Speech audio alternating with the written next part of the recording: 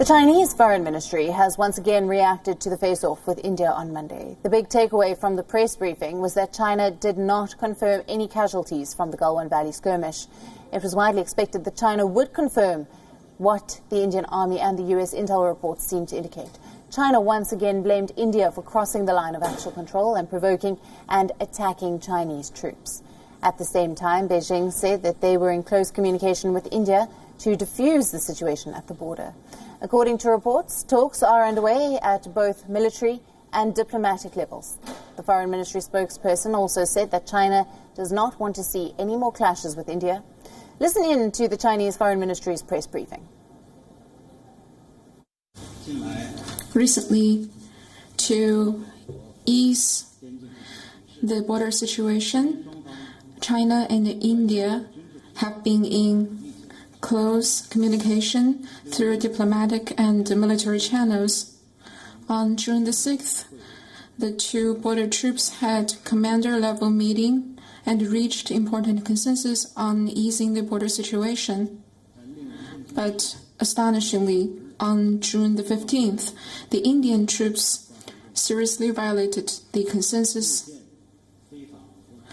and crossed the line of actual control for illegal activities and provoked and attacked Chinese personnel, which led to fierce physical confrontation between the two sides, border troops, and resulted in casualties. China has lodged strong protests and stern representations with the Indian side.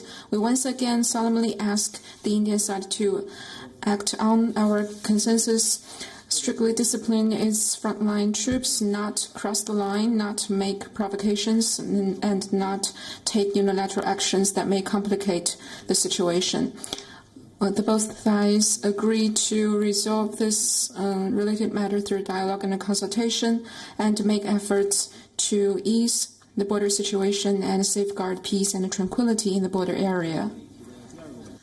Situation at the China-India border, both sides are having close communication with each other on resolving this relevant matter through diplomatic and military channels.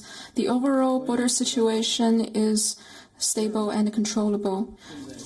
Chinese and Indian border troops are jointly dealing with the relevant matter on the ground. Incident happened at the Chinese side of the line of actual control, and China is not to blame for this. We hope India can work with China to this end.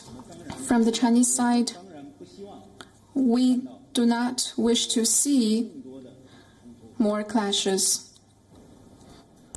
Professor James D.J. Brown, who is an international affairs expert, is joining us for more on this from Tokyo. Good afternoon to you, and thank you for being with us.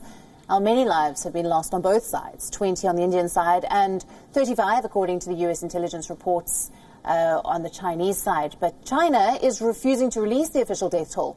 Why is this? Yeah, I think that's a really interesting point, and it might actually be a positive indication.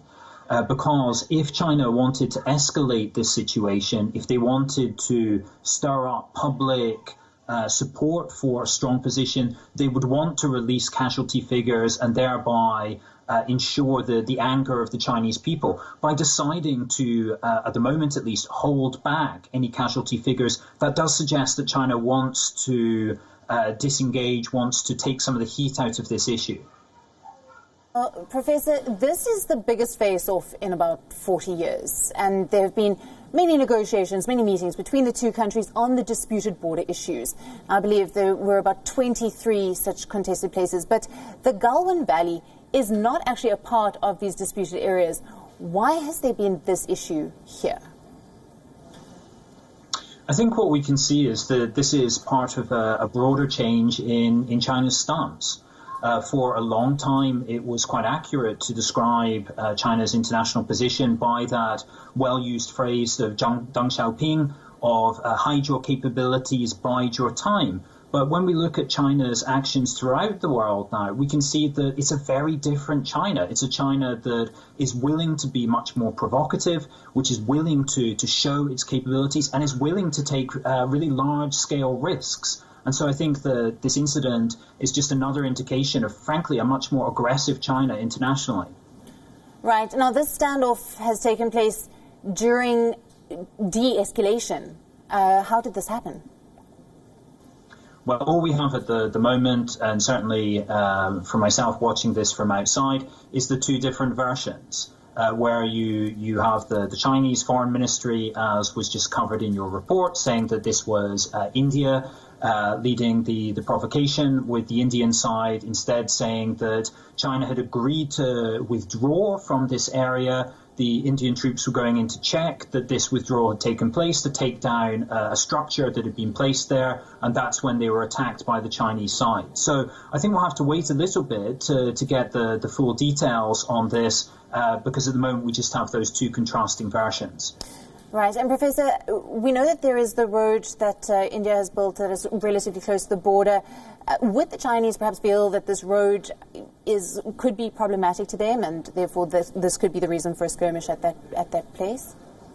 Well, it's going to have to be a decision for the Chinese side. I think that they do want to de-escalate, but they'll have to decide whether the road is for them something of a red line. Because if they've decided that they want to eliminate this road, if they believe that it's unacceptable, then they'll have to continue pushing.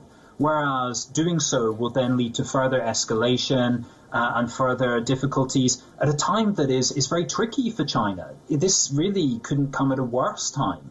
Much of the world is blaming China for the COVID outbreak. You also have the criticism of China over Hong Kong, various other issues as well. Really, I think that China would benefit from taking a softer line on this, but if they decide that strategically they need to eliminate that road, then we would see China continue to push. Professor, thank you very much for joining us. That is Professor joining us from Tokyo, is Professor